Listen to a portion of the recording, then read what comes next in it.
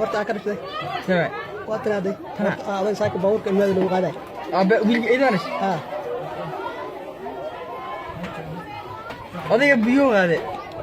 Odayga guriga. Magaalaha ka hiruun guriga. Muxuu waxa dhigay? Ya, muxuu la weeru sabar. bawr dalkiis la bawr